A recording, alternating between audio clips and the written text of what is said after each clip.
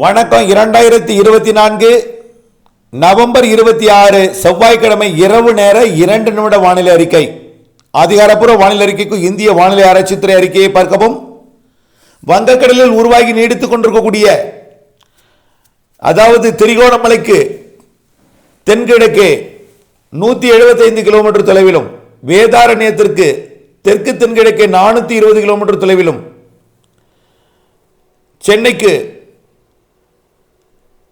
தெற்கு தென்கிழக்கு 630 கிலோமீட்டர் தொலைவிலும் நீடித்துக் கொண்டிருக்கூடிய இந்த ஆழ்ந்த காற்றழுத்த தாழ்வு மண்டலம் தொடர்ந்து மிக மெதுவாக கிட்டத்தட்ட நகராமலேயே சில மணி நேரங்களாக நீடித்து மிக மெல்ல நகர தொடங்கி இருக்கிறது.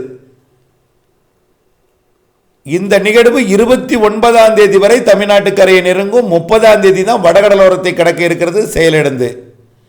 நாளை அது ஃபின்சல் புயலாக உருவெடுத்தாலும் காற்று அச்சம் வேண்டாம். தற்பொழுது டெல்டா மாவட்டங்களில் தொடர் தூறலாக நீடித்துக் கொண்டிருந்தாலும் கனமழை பொழிவு இல்லாவிட்டாலும் மயிலாடுதுறை மற்றும் கடலூர் மற்றும் விழுப்புரம் மாவட்டங்களில் நல்ல மழை பொழிவு பொழிந்து வருகிறது. இருகாற்று இணைவு தமிழ்நாட்டின் கடலூர் உள்ளிட்ட மாவட்டங்களிலையும் கடற்பகுதியிலையும் இணைந்து கொண்டிருக்கிறது.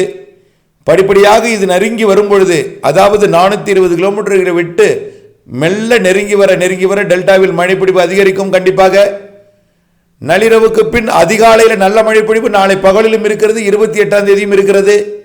29ஆம் தேதியும் தொடரும். அப்பொழுது வட மாவட்டங்கள், வடகடலோர மாவட்டங்களுக்கு மழைப்பிடிப்பு தீவிரமடையும். அனைத்து உள் மாவட்டங்களுக்கும் மழைப்பிடிப்பு நள்ளிரவுக்கு பிறகு நாளை அதிகாலை காலையில் தொடங்கும். கண்டிப்பாக மழைப்பிடிப்பு உங்களுக்கும் உண்டு. விரிவான அறிக்கையை பார்த்து தொடர்ந்து மாறுதல் துல்லியம் அறிந்து திட்டமிட்ட பணி செய்திட அன்போடு கேட்டுக்கொள்கிறேன். நன்றி.